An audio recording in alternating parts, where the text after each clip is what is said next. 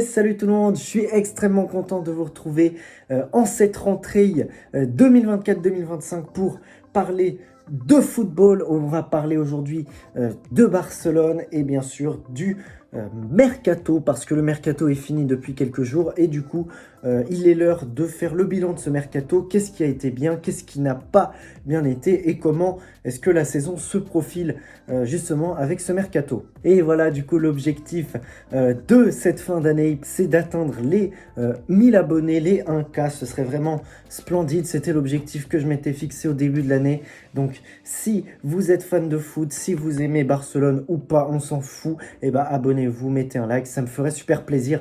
Mais bon, on arrête de parler maintenant. C'est parti pour la vidéo. Et du coup, ce mercato de Barcelone, il a d'abord été marqué par un événement, bien sûr. C'est l'arrivée de Hansi Flick pour remplacer Xavi en tant qu'entraîneur. Et c'était quelque chose qui était attendu parce qu'après la défaite face à Villarreal 5-3, Xavi était censé faire ses valises. Mais on sait qu'il y a eu un imbroglio assez bizarre. C'est que Xavi devait partir de base. Et ensuite, le Barça a forcé Xavi à prolonger, ou en tout cas à rester une saison de plus. Enfin, ouais, un truc un peu bizarre. Et finalement, ils l'ont viré quelques temps après. Bon, voilà, un épisode bizarre. Mais dans tous les cas, Hansi Flick est arrivé. Et ça, c'est une excellente chose. Pourquoi? Parce que c'est un entraîneur d'expérience qui a déjà gagné la Champions League, voilà, avec le Bayern Munich en 2020. Vraiment un entraîneur de grande classe qui a des idées, qui a l'expérience, ce que Xavi n'avait pas, ce qu'on pouvait lui reprocher, même si en soi c'est pas de sa faute de ne pas avoir d'expérience. Mais c'est vrai que sur le terrain, Xavi, il manquait pas d'idées parce qu'il avait des bonnes idées, mais il pétait souvent un câble sur le banc en se prenant des cartons rouges, des trucs, et du coup ça mettait pas les joueurs en confiance, ils étaient nerveux, et bah forcément ça nous a coûté pas mal de choses la saison passée. Donc Hansi Flick, très très bonne pioche tout simplement, un entraîneur libre comme ça, qui a de l'expérience et qui va tout simplement révolutionner le jeu du Barça, je l'espère. En tout cas, pour l'instant, ça se passe pas mal, mais on en parlera après. Sinon, du point de vue des arrivées, qu'est-ce qu'on a fait au niveau des transferts? Alors, il n'y en a pas beaucoup eu et il y a surtout eu des échecs. D'abord, on va parler de ceux qu'on a fait. D'abord, pour 2,7 millions, c'est Pau Victor qui est arrivé en provenance de Girona, un jeune assez bon, mais honnêtement, c'est pas ça qui va changer notre saison. C'est surtout un joueur qui est là pour la rotation, pour les matchs de coupe et tout. Je dis pas que c'est un mauvais joueur, on a vu à la pré-saison qu'il était capable de faire des bonnes choses, mais je pense que c'est pas non plus niveau titulaire. Mais ouais, bon, un transfert pas mal.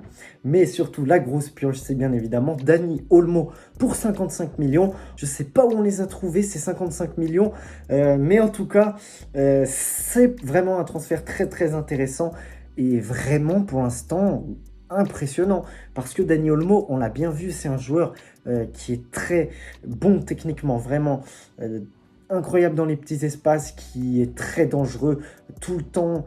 Il se procure des occasions par un contrôle, par une passe, par un tir. Il arrive toujours à être dangereux et c'est un joueur qui va nous faire énormément de bien cette saison. Donc ça, c'est un super coup. Et si on peut appeler ça des arrivées, on a des retours de prêt. Les deux joueurs de Girona qui étaient prêtés la saison dernière et qui ont fait des bonnes saisons, c'est bien sûr Eric Garcia et Pablo Torre qui sont dans l'équipe actuellement, qui tournent bien, qui sont des joueurs assez intéressants. Et on a aussi le retour de prêt de Ansu Fati qui s'est déjà blessé mais qui va bientôt revenir.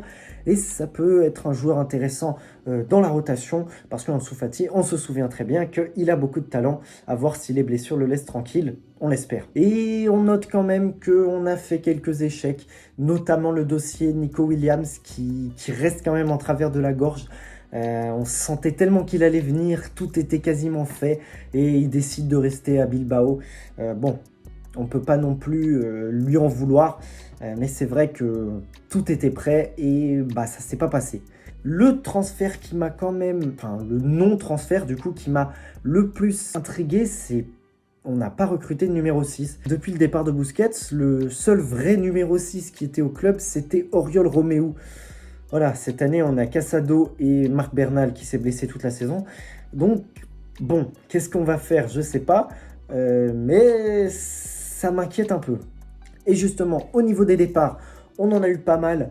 On a une baisse de la masse salariale qui est assez importante parce que le Barça a encore des soucis du point de vue des salaires que Bartomeu avait donné je sais plus combien, 40 millions par saison, je crois, à De Jong.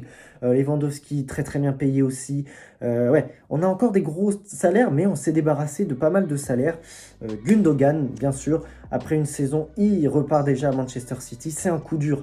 Mais bon, je pense que ça va nous faire pas mal de bien au niveau des finances. On a aussi quelques bois morts, Sergio Roberto. Voilà, il devait partir depuis un moment. C'est enfin le cas. Marcos Alonso qui est parti et aussi Clément Langlais qui a un énorme salaire. Bon, lui, il est parti en prêt à l'Atlético, mais ça nous fait un salaire en moins, au moins pour cette année. Pour inscrire Olmo, c'est pas mal. Sinon, on s'est débarrassé de pas mal de jeunes joueurs. Ça, c'est un peu plus bizarre. Bon, Mikayil Faye, on l'avait recruté. On a tous cru que ça allait être un monstre au Barça. Il est déjà parti au Stade Rennais. Bon.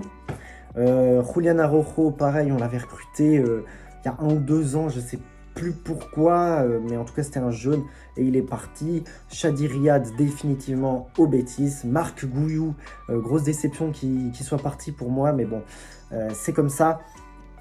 Estanis Pedrola, bon, il n'a jamais vraiment joué en équipe première. Et Serginho Dest, bon, bah finalement lui aussi gros flop, hein, latéral droit. On l'avait recruté quand même pas mal cher, je sais plus exactement, je dirais 15-20 millions. Et là, il repart libre au PSV. Bon, on aurait pu attendre au moins une dizaine de millions, mais non, même pas. C'est un coup dur. Et on a prêté des joueurs, notamment un ce qui est bizarre, Vitor Roque, prêté au Real Betis. C'est quoi cette gestion ? 40 millions, on l'a acheté il y a 1 an et là il est déjà en prêt, on ne l'a même pas laissé le temps de vraiment exprimer son talent, c'est dommage. J'espère qu'il va bien jouer au Real Betis. Si on le vend l'année prochaine, voilà, ce serait pas mal. Mais en tout cas, j'espère pour lui parce que c'est vraiment un très très bon joueur. Ce serait dommage qu'il se perde. Sinon, on a 2 autres prêts. Vaillé qui est parti au Celtic, Roméo qui est prêté au Girona. Voilà, rien à dire là-dessus. Et on a aussi la fin des prêts de Joao Félix et Cancelo qui ne sont pas revenus. Et pour moi, c'est logique. C'était pas non plus des priorités. Voilà, Cancelo est parti en Arabie. C'est la preuve que voilà, il était plus trop impliqué. Et Félix, c'est un joueur inconstant. Et je pense qu'on a déjà assez d'attaquants, comme j'ai déjà dit avant. Et donc, après tout ce qu'on vient de dire, qu'est-ce qu'on pense de ce mercato ? C'est compliqué à dire. C'est compliqué à dire parce qu'on n'a pas vraiment réussi à tout bâtir comme on voulait l'équipe. On n'a pas réussi à prendre Nico Williams. On n'a pas de vrai numéro 6 pour la saison. On est un peu léger sur les postes défensifs. On n'a pas vraiment beaucoup de joueurs. Mais on a surtout pas mal de jeunes. Donc, on a quand même des échecs. Mais bon, aucun club n'arrive à faire un mercato parfait. Sinon, ça se saurait tout simplement. Et moi, je pense qu'avec l'arrivée d'Hansi Flick, ça va surtout remobiliser toute l'équipe. Ça va la rendre totalement différente de ce qu'on a vu avec Xavi. On va voir une toute nouvelle équipe. On pourrait presque dire des recrues. Et je parle de Rafinha surtout. Hein, parce que Rafinha, on l'a jamais vu comme ça. Ce début de saison, il est incroyable. Et ouais, ça fait vraiment plaisir, c'est quasiment un nouveau joueur qu'on a recruté cette année. Et l'arrivée de Dani Olmo, c'est vraiment une super idée. Franchement, il a l'ADN Barça, quoi. Il est formé dans notre club. Du coup, forcément, il va s'intégrer assez facilement. Et moi, je pense que ce Hansi Flick a vraiment quelque chose à faire avec ses joueurs. Je pense à Baldé qui pourrait devenir encore plus fort que ce qu'on avait vu il y a 2 ans, il me semble, la saison 2022-2023. Gavi aussi pourrait devenir incroyable avec Hansi Flick parce qu'il a déjà un volume de jeu incroyable, il court partout. Lewandowski, la renaissance d'un buteur incroyable, franchement pour l'instant, je suis vraiment convaincu par ce Barça. J'espère que cette année ça va le faire. Du coup, on peut dire que c'est un mercato assez réussi par Barcelone, non pas par les non recrutés, mais tout simplement par la cohérence de ce recrutement. Donc voilà les amis, c'est la fin de cette vidéo. J'espère que vous l'avez apprécié. Moi en tout cas, j'ai beaucoup aimé parler du Barça comme d'habitude. Du coup, on se retrouve à la prochaine pour une nouvelle vidéo. Du coup, salut!